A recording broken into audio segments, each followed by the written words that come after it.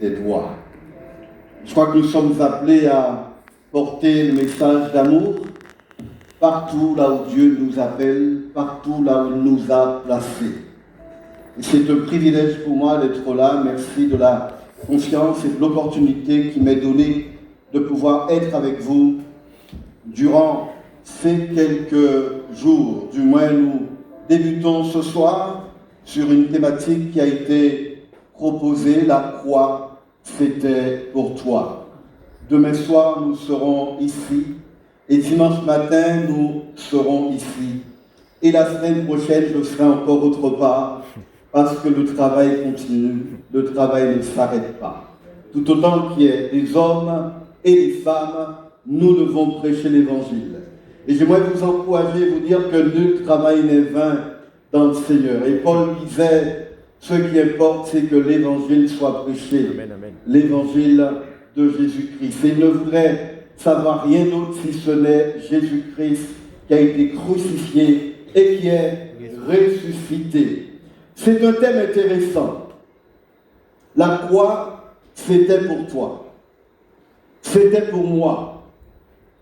Et je promets demain soir de détailler la croix plus que ce soir. Amen. Mais j'aimerais ce soir nous inviter à comprendre que la croix se trouve un lieu de transfert. Un lieu là où on passe de la mort à la vie. Un lieu là où on passe des ténèbres à son admirable lumière. Un lieu là où on passe de la maladie à la guérison. Un lieu là où on passe de la peur à la sérénité. Un lieu là où on passe de la puissance du diable à la toute-puissance de Dieu. La croix était nécessaire. La croix était importante. Il fallait la croix. Alors vous savez que certainement quand Jésus était à la croix, l'enfer était en fête. Quand Jésus était à la croix, le monde des ténèbres se réjouissait. Quand Jésus était placé à la croix, j'ai envie de dire que tous les démons sautaient de joie et manifestaient leur joie. Mais ce qu'ils ne savaient pas, c'est que le troisième jour, à l'aube du matin, le Seigneur est ressuscité. Le Seigneur est ressuscité. Et cela plus que jamais. Et aujourd'hui, il est vivant car la mort n'a pas su et n'a pas pu le garder. Car il n'était pas prévu qu'il reste dans la mort. Il était prévu tout simplement qu'il traverse la vallée de l'ombre de la mort. Et cela, c'était pour toi. C'était pour moi. Amen. Amen.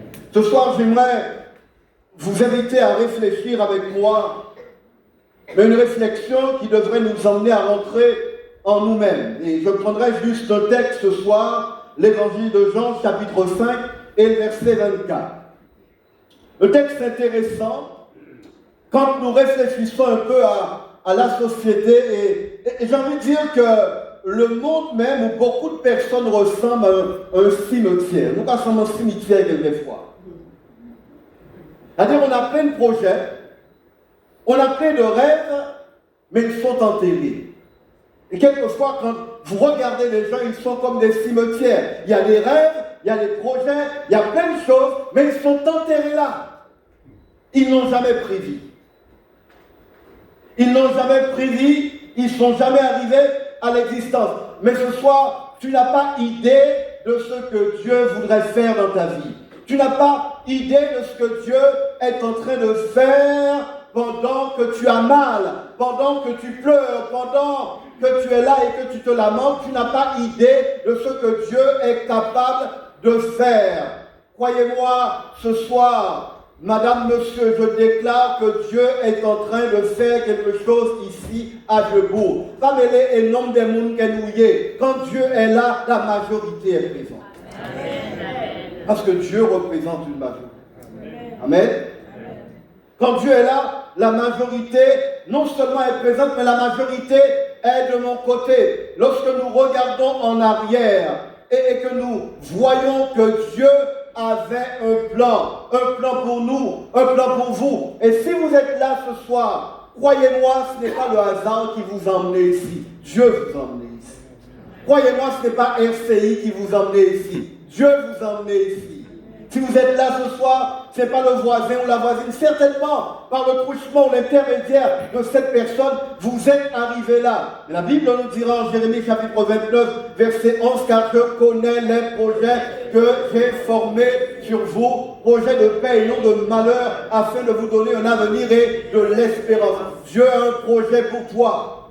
Et ce projet a commencé à la croix. Ce projet a commencé, j'ai envie de dire, même avant la fondation du monde. Mais le projet de Dieu se concrétise à la croix pour toi. Le projet de Dieu prend forme à la croix. Et la première puissance mondiale, ce n'est pas les États-Unis. Détrompez-vous. La première puissance mondiale, c'est la parole de Dieu. Amen. Qui est capable de changer ta vie, qui est capable de te restaurer, qui est capable de te guérir. Et la parole de Dieu est plus que d'actualité, et cela plus que jamais. Et en Hébreu 13:8, il est dit, il est le même hier, aujourd'hui et éternellement. Il n'y a point d'ombre de variation dans sa personne. Et croyez-moi, non seulement il est le même hier, aujourd'hui et éternellement, mais Dieu est aussi, madame, monsieur, permettez-moi de vous le dire, l'étoile du matin.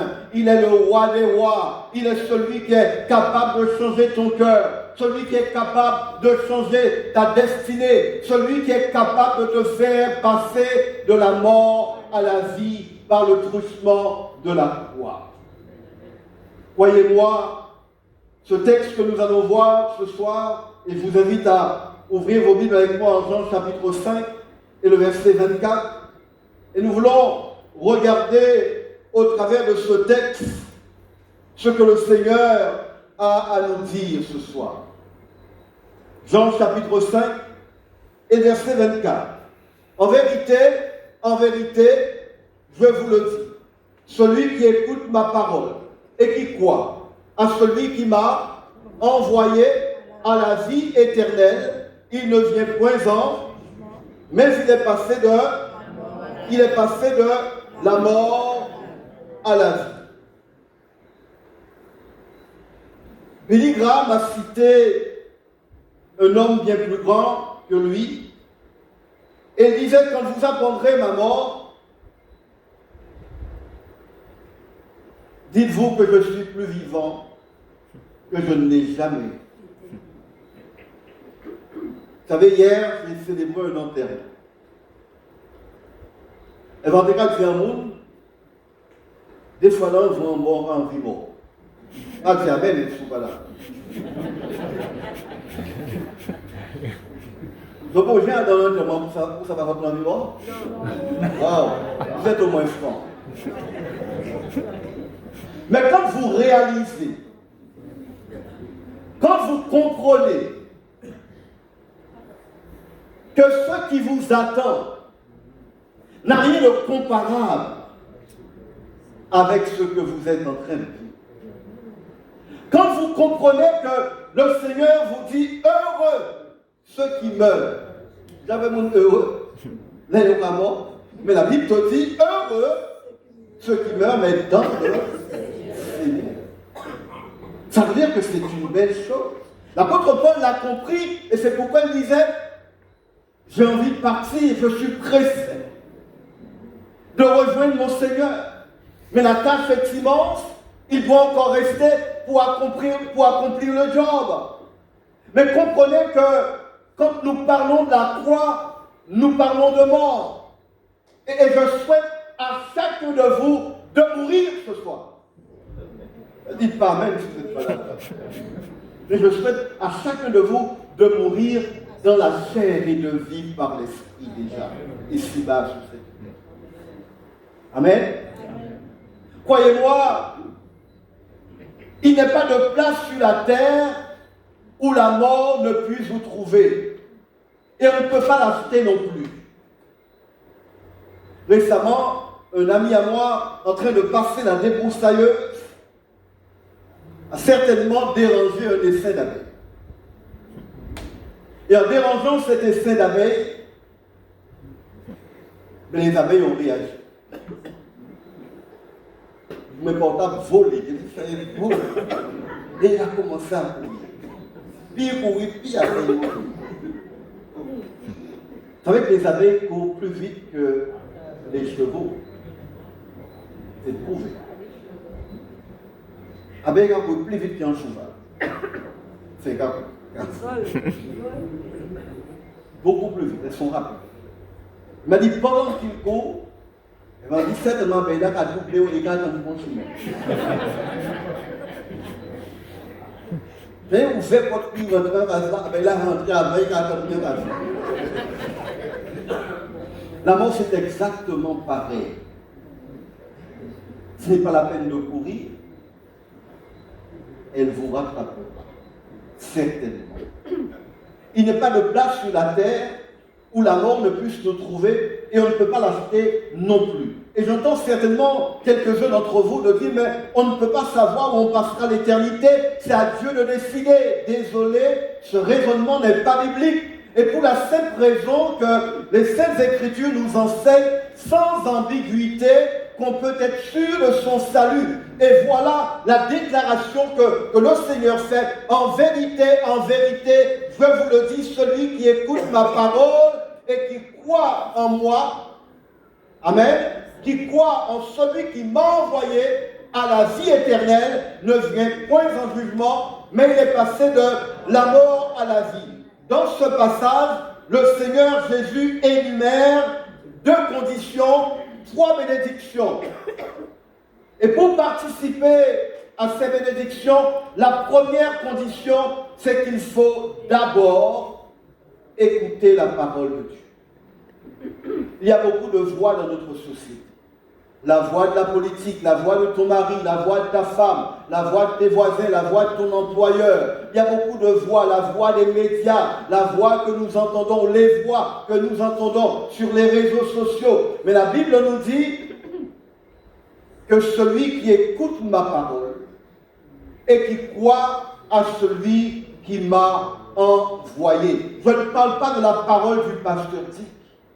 Je ne parle pas de la parole soi-disant ceux qui parlent au nom de Dieu. Je parle ici de la parole de Dieu, cette parole qui a été faite chair, cette parole qui habitait parmi nous pleine de grâce, pleine de vérité, cette parole qui a pris une forme humaine, cette parole qui est la personne même de Jésus. Celui qui écoute ma parole et qui croit à celui qui m'a envoyé. On parle ce soir de la parole de Jésus. C'est l'évangile, c'est la bonne nouvelle que notre Sauveur est venu nous apporter. La bonne nouvelle, c'est que l'homme est pécheur et peut être sauvé de ses péchés et des conséquences de ses péchés.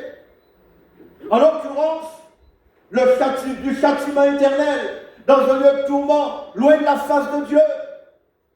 Je ne suis pas venu vous dire ce soir que Dieu veut que vous puissiez prospérer. Je ne suis pas venu vous dire ce soir que Dieu veut que tu aies une guérison. Je ne suis pas venu vous dire ce soir que Dieu veut que tu aies un mari, une femme, des enfants, un meilleur travail, une promotion. Je suis venu te dire ce soir que Dieu veut que tu aies la vie éternelle. Le reste, ce sont des accessoires. Amen. Le reste, ce sont des accessoires. La première condition, il faut écouter la parole de Dieu. Cette parole qui est l'évangile. Et l'évangile dont nous avons besoin d'entendre. Ce n'est pas l'évangile que vous entendez aujourd'hui. Un évangile de prospérité. Un évangile qui vous promet, bon, j'ai envie de dire, monts et merveilles. Un évangile qui vous promet tellement de choses. Ce que Dieu vous promet, c'est la vie éternelle en Jésus-Christ. Le reste, ce sont des accessoires. Cherchez, premièrement, le royaume de Dieu et sa justice. Et toutes choses vous seront données de surcroît. Amen. Il est important de comprendre que Dieu désire nous sauver avant tout de nos péchés. Car le péché est celui qui nous condamne. Le péché est ce qui nous condamne. Amen. Le salaire du péché, c'est la mort. Mais le don gratuit de Dieu, c'est la vie éternelle en Jésus-Christ. Le Seigneur veut nous sauver du châtiment éternel. Le Seigneur veut nous sauver de ce lieu de tourment, loin de sa face. Et la première condition qui est énumérée ici, c'est que nous devons écouter la parole de Dieu. Celui qui écoute ma parole, on peut entendre tellement de choses. Mais quand on écoute, on prête attention. Quand on écoute, on est sensible à la voix du Seigneur. Deuxième condition, c'est que nous croyons en celui qui l'a envoyé, Jésus-Christ. Celui qui l'a envoyé, Jésus-Christ, c'est-à-dire le Père. Et rappelons-nous toutefois que croire dans le sens biblique, madame, monsieur, est bien plus qu'un simple assentiment intellectuel. La Bible déclare en Jacques chapitre 2, verset 19, « Tu crois qu'il y a un seul Dieu, les démons aussi le croient et tremblent. » Tellement de personnes croient en Dieu. Et j'ai envie de dire, vous faites un micro-trottoir à Pointe-à-Pitre, ou quel que soit le lieu, là où vous voulez, les gens, oui, on a croire un bon Dieu, hein? Bon Dieu qui est existant, on a croire un bon Dieu. Envie de dire, non, l'homme qui a croire un bon Dieu, il y a aucun enfer. Si vous ne comprenez pas ça. Non, l'homme qui a croire un bon Dieu, il y a aucun enfer. Pourtant, il a croire un bon Dieu. D'accord? Mais la Bible est claire. Si vous prenez le temps d'étudier le livre de Romains, vous verrez que le Seigneur nous invite à croire en lui par le truchement de Jésus-Christ, en la personne de Jésus-Christ. Celui qui croit en celui que Dieu a envoyé, la personne de Jésus-Christ, parce qu'il est le chemin, la vérité et la vie. Nul ne vient sans passer par lui. D'accord? Certaines religions vous diront, mais on va y a fait avec Jésus-Christ, on y a fait avec mon Dieu. Permettez-moi de vous dire que c'est lui qui est venu, c'est lui le médiateur, c'est lui le trait d'union, c'est lui qui ouvre la porte, c'est lui qui nous permet d'avoir accès au trône du Père. Rappelez-vous que quand il est mort à la croix, le voile a été déchiré en deux, l'accès a été ouvert par lui. Votre religion, madame, ne peut pas vous sauver. Être catholique ne peut pas vous sauver. Être adventiste ne peut pas vous sauver. Être témoin de Jéhovah ne peut pas vous sauver. Être évangélique, baptiste, pentecôtiste, mettez tout ici au véné d'oreille, il ne peut pas sauver. Par contre, Jésus peut te sauver. Jésus est celui qui sauve. Amen. Tu crois qu'il y a un seul Dieu, tu fais bien. Mais même les démons aussi croient. D'accord? Eux au moins ils tremblent. N'est-ce pas? D'autre part, croire implique toujours une action. Quand on prétend croire en Dieu, tout en continuant à vivre dans la débauche, dans l'adultère, dans l'ivrognerie, dans la superstition, et qu'on pratique toutes sortes de méchanceté, ça veut dire que je ne manifeste pas la foi dont Dieu parle dans sa parole. Parce que croire, c'est aussi obéir à la parole de Dieu. Amen. Croire, c'est aussi obéir. Celui qui écoute ma parole et qui croit à celui qui m'a envoyé. Quand je crois, j'obéis. Et ce verbe dans le texte grec, croire, parle, j'ai envie de dire, d'un engagement, d'une implication. On s'investit parce qu'on croit. Ce n'est pas le fait de croire tout simplement intellectuellement. C'est le fait tout simplement de donner son assentiment. Le fait de donner crédit et de fonctionner en conséquence de ce que je crois. Quelles sont donc les bénédictions qui s'attachent un peu à ces deux conditions dont nous devenons participants? Ces deux, j'ai envie de dire, ces bénédictions qui permettent que nous devenions des participants. Si nous écoutons la parole de Dieu, si nous croyons en Dieu de la bonne façon, voici la première bénédiction, c'est qu'il est la vie éternelle. C'est qu'il est la vie éternelle. Et Jésus est formel quand il dit que la personne qui écoute et qui croit à la vie éternelle. Notez bien le temps grammatical que le Seigneur emploie. Il emploie le présent. Chers amis, la vie éternelle n'est pas quelque chose de futur. La vie éternelle commence au moment où nous acceptons Jésus-Christ comme notre Sauveur, comme notre Seigneur. C'est pourquoi Jésus a dit à une certaine occasion, je suis la résurrection et celui qui croit en moi vivra même s'il meurt. Et quiconque vit et croit en moi ne mourra jamais. C'est une promesse puissante, mais que nous devons toutefois comprendre dans le bon sens. L'apôtre Jean avait parfaitement saisi le sens de ces paroles de Jésus. Aussi a-t-il pu écrire des décennies plus tard, et voici ce témoignage, c'est que Dieu nous a donné la vie et que cette vie est dans son Fils. Amen. Dieu nous a donné la vie et que cette vie est dans son Fils. Rappelez-vous en Jean chapitre 5 et le verset 12, celui qui a le Fils a la vie, celui qui n'a pas le Fils de Dieu n'a pas la vie. Je vous ai écrit ces choses au verset 13 afin que vous sachiez que vous avez la vie éternelle, vous qui croyez au nom du Fils de Dieu. Amen, amen. Il n'est pas question de religion ce soir. Il n'est pas question d'obédience religieuse. Il n'est pas question d'une étiquette religieuse ce soir. Il est question d'une relation avec la personne du Christ. Il est question d'une vie d'intimité avec la personne du Christ. C'est cette bénédiction qui découle du fait qu'une personne a cru, du fait qu'une personne reconnaît que Dieu a envoyé son Fils mourir à la croix pour nous. Et j'ai envie de dire ce soir, la personne qui ne reconnaît pas cela, bon Dieu peut que penser en meilleur. On dit bon Dieu peut penser en meilleur. Vous imaginez tout ce que Dieu a fait pour vous, pour moi, tout ce qu'il a subi à la croix, et que vous puissiez tout simplement donner dos à la croix, que vous puissiez vous détourner de lui. Bon Dieu ne peut pas penser en meilleur en plongeant. Et Paul le dira en Romains, d'accord, que nous ne serons pas tenus pour innocents. Nous serons responsables. Et chacun est responsable.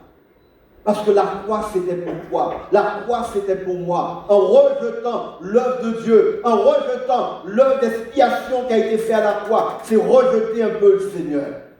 Et bon Dieu ne peut pas penser en meilleur. Le Seigneur est certainement un Dieu d'amour, mais il est aussi un Dieu de justice. Amen. La deuxième bénédiction dont il est question dans notre passage, notez bien, il a la vie éternelle, mais il ne viendra point en jugement. Il est vrai que chaque homme rendra compte à Dieu. Il rendra compte de la façon dont il a vécu. Mais la condamnation qui pesait sur nous qui croyons, elle a été enlevée. Et Paul le dira en Romains chapitre 8, maintenant donc il n'y a plus aucune condamnation pour ceux qui sont en Jésus-Christ. Si vous ne connaissez pas Dieu ce soir, vous devez entendre et comprendre qu'il y a une condamnation qui repose sur vous. Et bon, on ne peut pas tirer les détails. J'aime souvent à dire, vaut mieux être en affaire avec le diable et ne pas être en affaire avec Dieu. Ben oui, vaut mieux être en affaire avec le diable et ne pas être en affaire avec Dieu.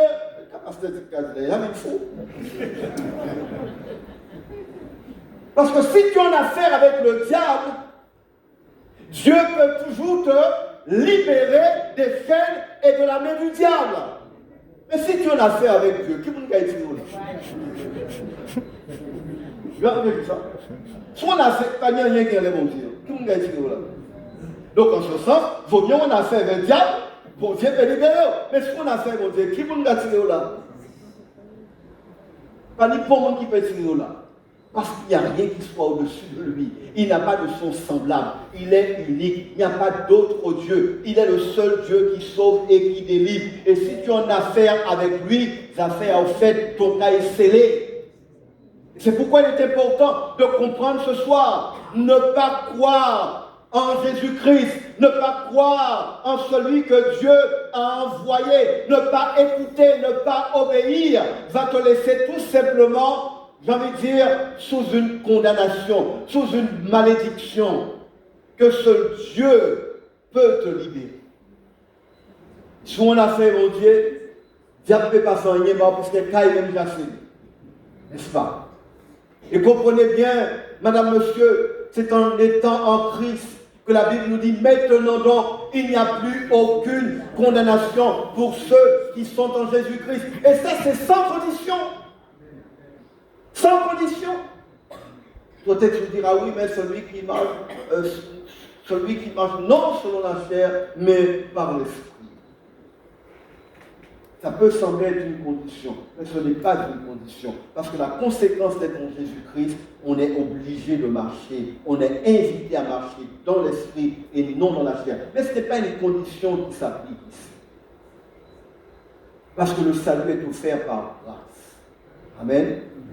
C'est une grâce que Dieu nous fait, par le moyen de la foi. Et cette bénédiction, elle est là. Il a subi le jugement pour vous. Il a subi la croix pour vous. Il a subi le jugement que nous avions mérité. La Bible déclare au Romains 3, 23, tous sont péchés et sont privés de la gloire de Dieu. Le salaire du péché, c'est la mort. La mort, mais le don gratuit de Dieu, c'est la vie éternelle avec Jésus-Christ. Et quand la Bible dit que le salaire du péché, c'est la mort, c'est-à-dire la séparation d'avec Dieu dans un lieu de tourment. Et c'est ce que vous devez entendre ce soir, que cette mort est une séparation spirituelle, une séparation d'avec Dieu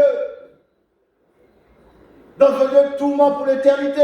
Quand Jésus était à la croix, Jésus a parlé à 7 reprises.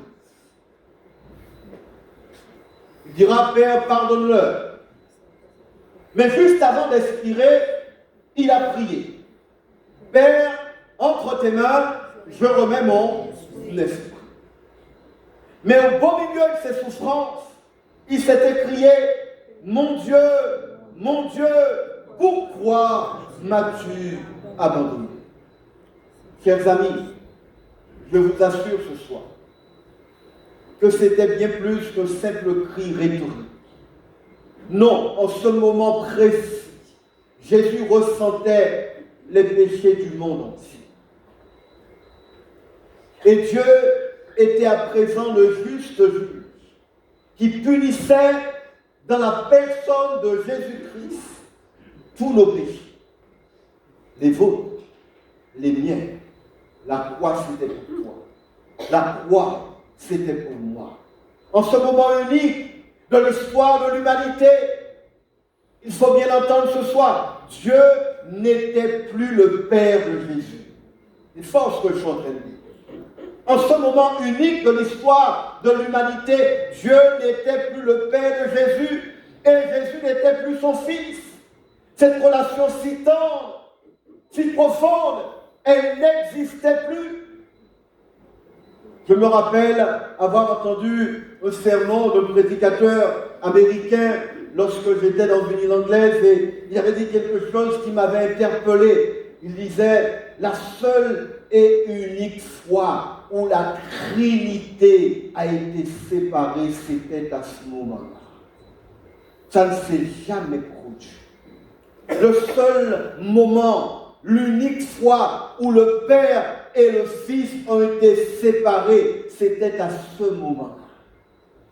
Pour toi et pour moi, Dieu s'est déchiré de lui-même. Dieu s'est séparé de lui-même. Et c'est l'unique fois que cela a été fait. Et le cri du Seigneur, mon Dieu, pourquoi m'as-tu abandonné? Il y a un déchirement, il y a une séparation qui n'avait jamais eu lieu auparavant, mais qui a eu lieu à ce moment-là, parce que le Christ portait à la croix le péché de l'humanité entière. Ton péché, mon péché, la croix c'était pour toi. Il s'est séparé pour toi et pour moi, d'une relation tendre, d'une relation profonde qui existait. Jésus, en tant que porteur de tous nos péchés, fut rejeté par son propre Père, qui maintenant pour lui était le juge, qui le punissait, j'ai envie de dire, pour tous nos péchés.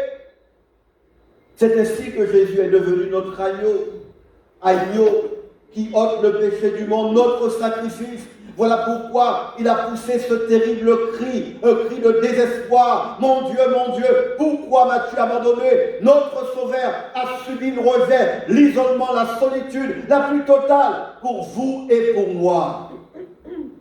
Il a effectivement payé le salaire du péché, en goûtant la mort, non seulement la mort physique, mais encore la mort spirituelle. Jésus a goûté à les deux morts. Il goûte à la mort physique, il goûte à la mort spirituelle, parce qu'il est séparé de son Père. C'est la raison pour laquelle Jésus peut nous rassurer ce soir, nous les vrais croyants en lui, qu'ils ne viendront point en jugement. Il a porté nos péchés à la croix à notre place.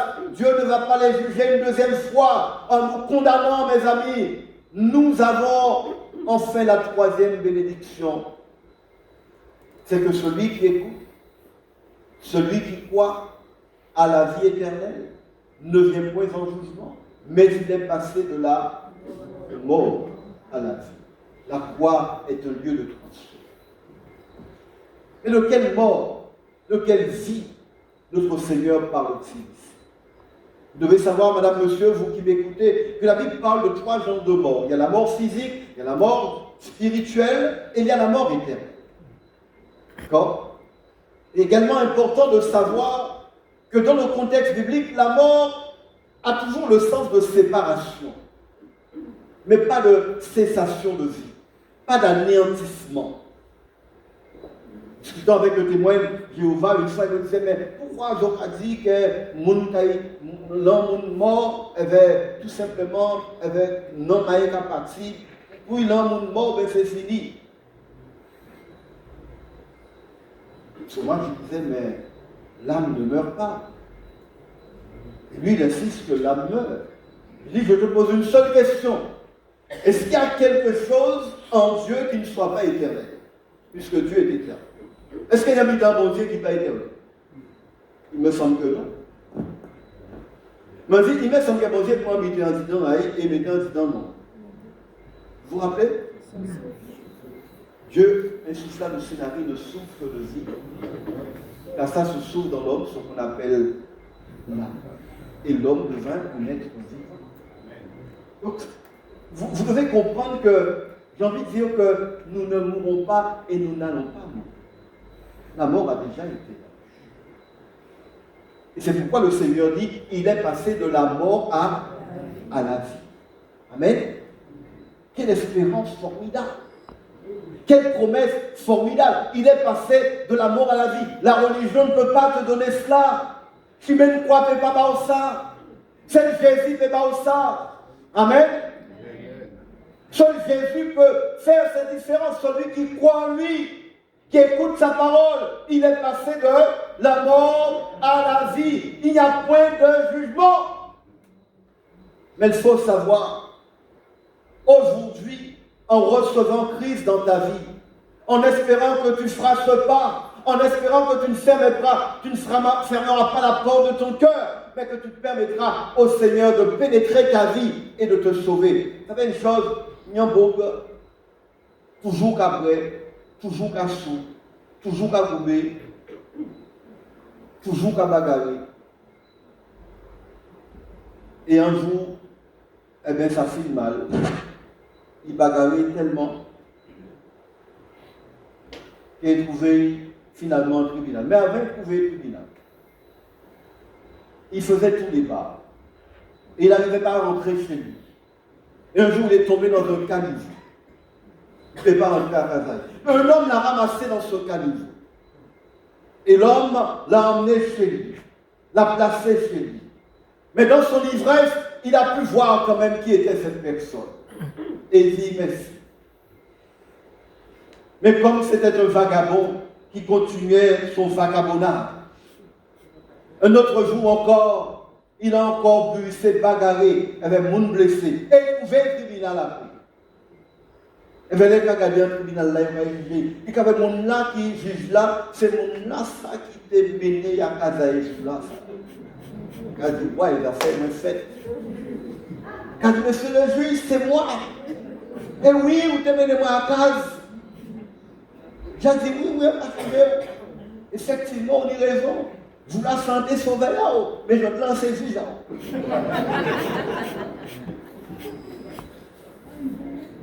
Pas laisser mon Dieu dire ça. Aujourd'hui, il est ton sauveur. Aujourd'hui, il est celui qui te tend la main. Aujourd'hui, il est celui qui te récupère de ton vagabondage. Il est celui qui te récupère de ton ivresse. Il est celui qui te récupère de ton péché. Il est celui qui te dit entre dans la maison du Père, là où il y a de la place. Il est celui qui te dit de rentrer dans la bergerie et que tu refuses. Mais sache qu'un jour, tu peux te trouver devant lui. Et ce jour-là, il sera ton juge et non ton sauveur. C'est pourquoi il dit, celui qui croit en moi, celui qui écoute ma parole, ne vient point en jugement. Mais il est passé de la mort à la vie. Et vous devez comprendre ce soir que la Bible nous fait comprendre qu'à cause de nos péchés, nous sommes morts spirituellement. Et ce n'est pas une religion, ce ne sont pas nos bonnes œuvres ou tout autre effort de notre part qui pourront nous communiquer la vie nouvelle. Seul le Seigneur Jésus-Christ peut faire cela. Et c'est pourquoi il rassure celui qui écoute sa bonne nouvelle, celui qui croit au Père. Il est passé donc de la mort à la vie. Ou pour le rendre encore plus explicite pour vous, il est passé de la mort spirituelle, de cette situation de séparation d'avec Dieu, à la vie, c'est-à-dire à la vie nouvelle, la vie divine, la vie éternelle. Et c'est aussi la raison pour laquelle Jésus ajoute aussitôt au verset 25, lisez avec moi, en vérité, toujours en Jean, au verset 25, il rajoute en vérité, je vous le dis, l'heure vient et elle est déjà venue où les morts entendront la voix du Fils de Dieu et ceux qui l'auront entendu vivront. De quelle mort parle ici? Les morts dont il parle ici ne sont pas les morts que vous trouvez dans les cimetières. Il s'agit de morts spirituelles. Et chaque fois que je regarde un enterrement, ça m'interpelle. Et surtout quand c'est la mort d'un chrétien. Parce que dans le cortège, il y a du monde, il y a des centaines de personnes dans le cortège funèbre. Et je me dis, mais ceux qui sont dans le cortège funèbre, s'ils n'ont pas Christ, ils sont encore plus morts que celui qui est dans le funèbre. Et vous comprenez pourquoi Jésus dit, laissez les morts enterrer leurs morts, jamais enterrer les morts. Mais non, il ne faut pas les paroles là, vous comprenez bien. Jésus dit, laissez les morts enterrer leurs morts. Vous n'avez vraiment enterré les morts? De quelle mort parle-t-il? Il faut nous comprendre. C'est-à-dire que celui qui ne m'a pas, il est mort spirituellement. Madame, monsieur, si vous n'avez pas Christ comme sauveur, vous êtes mort spirituellement. Vous pouvez avoir votre religion, tout ce que vous voulez, mais si vous n'avez pas Christ dans votre vie, vous êtes mort spirituellement. La Bible est claire, 1 Jean chapitre 5 verset 12, celui qui n'a pas le Fils, il n'a pas la vie. C'est-à-dire qu'il est mort spirituellement. Mais s'il a Christ, il a la vie éternelle, il a la vie divine en lui, il a le Saint-Esprit en lui. Et nous devons entendre et comprendre cela. Et c'est pourquoi le Seigneur dit, les morts entendront la voix du Fils de Dieu, et ceux qui l'auront entendu vivront. Et les morts, il est question ici, non pas de ceux qui sont dans les cimetières, mais de morts spirituels, d'hommes et de femmes qui vivent actuellement dans ce monde et qui par leur péché, par leur désobéissance sont spirituellement morts et donc séparés d'avec Dieu. Monsieur, madame, êtes-vous encore mort spirituellement? Et à l'heure où je parle, vous avez probablement une religion. Vous allez peut-être régulièrement à la messe. Il vous arrive peut-être de prier. Mais toutefois, si vous n'avez jamais reçu Jésus-Christ comme sauveur, personne. Si vous ne vous êtes jamais repenti de vos péchés, si vous ne vous êtes jamais converti à Dieu, avec le respect que j'ai pour vous, vous êtes encore mort dans vos péchés. Et en conséquence, en chemin vers la perdition éternelle. Mais aujourd'hui, vous avez entendu sa voix. Vous avez entendu la voix de Jésus, le Fils de Dieu. Et il vous invite à donner suite à son appel, à donner suite à son invitation, en vous détournant de vos péchés, de vos mauvaises habitudes, de vos superstitions, de vos œuvres mauvaises. Et tournez-vous vers Dieu. Laissez Jésus entrer dans votre cœur. Ballons-y en chance d'être sauvés au soir-là. Permettez-lui de vous pardonner de vos péchés et de vous sauver pour l'éternité. Oui, le Seigneur veut le faire. Oui, le Seigneur est capable de le faire. Mais mon Dieu n'est pas forcé pour moi. Mon Dieu n'est pas forcé pour moi. Libre à vous. libre à vous de choisir ou de ne pas choisir. Mais permettez-moi de vous dire, vous avez plutôt intérêt à choisir. Comme je l'ai dit en préambule, il vaut mieux être en affaire avec le diable. Comme ça, Dieu au moins peut te tirer d'affaire. Mais si tu es en affaire avec Dieu, refuser Dieu, c'est être en affaire avec lui. Refuser de vous tourner vers le Seigneur, c'est d'être en affaire avec lui. Et être en affaire avec lui, personne ne peut vous libérer.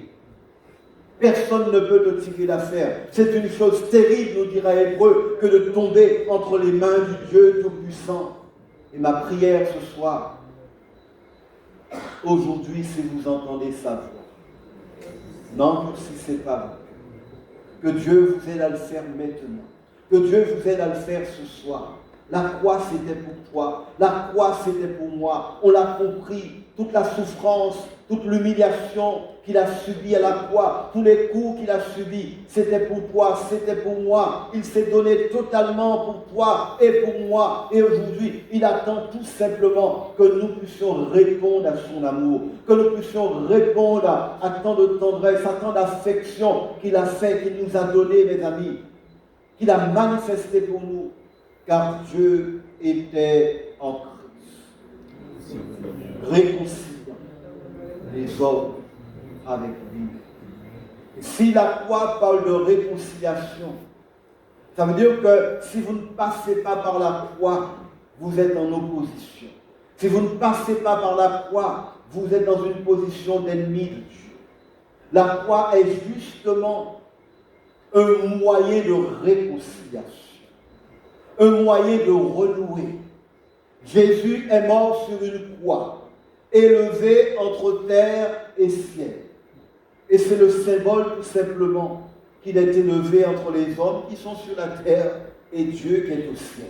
Et il est tout simplement le médiateur, celui qui nous conduit à Dieu, celui qui nous permet d'arriver au Seigneur. Il est le chemin, la vérité et la vie. Nul ne vient au Père sans passer par lui. Et ce soir, il est important d'entendre, de comprendre. Ce n'est pas si religion, moi qui t'ai sauvé, moi. On ne parle pas de religion ce soir.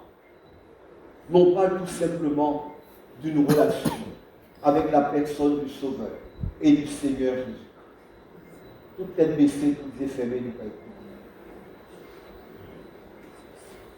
Ce soir, vous avez entendu le Seigneur vous parler d'une manière particulière.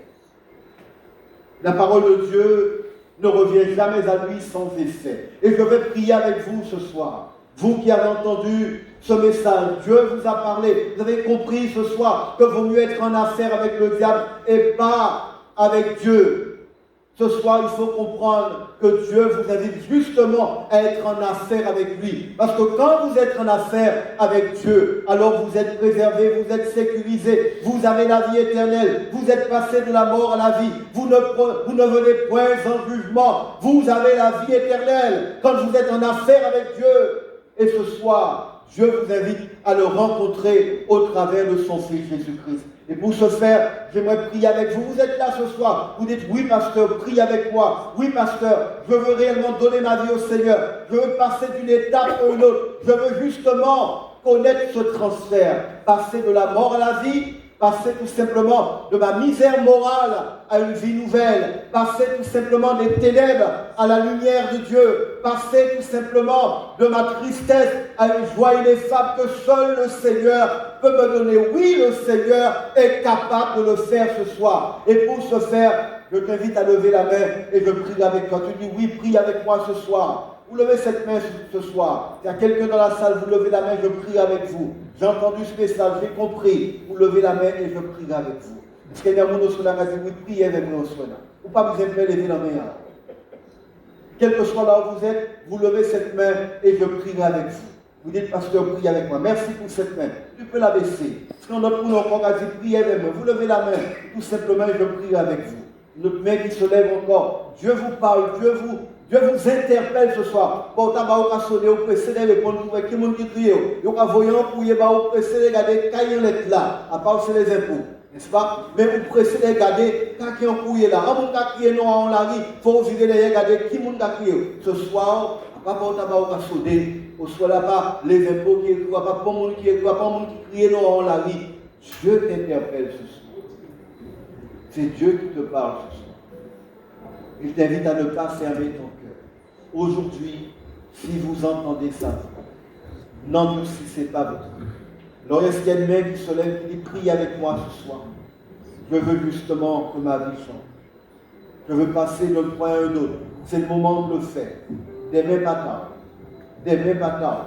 Il y a des mains qui arrivent, des mains qui des mains qui sont là. Ou qui jamais des.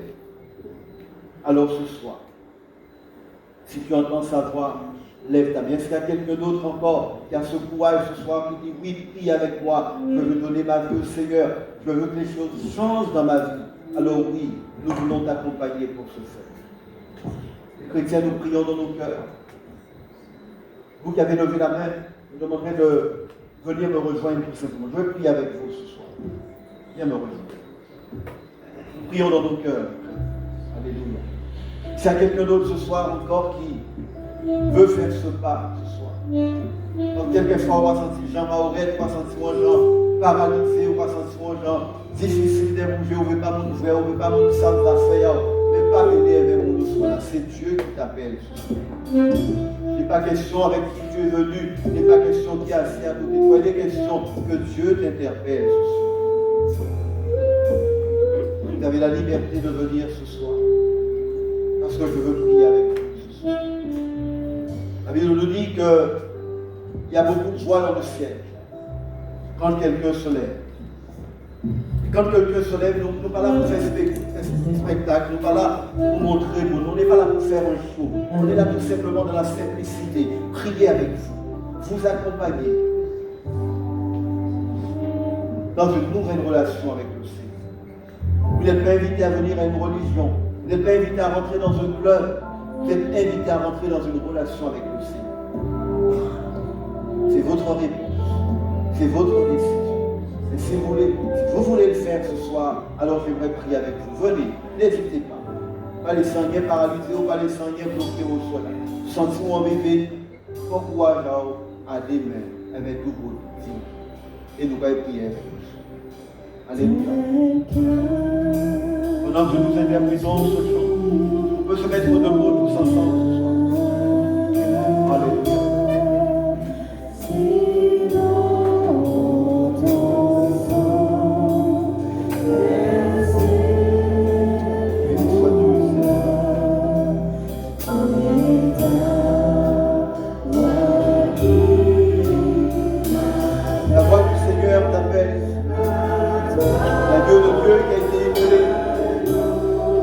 Sa vie pour vous. Oui, la croix c'était pour toi. La croix c'était pour moi. La croix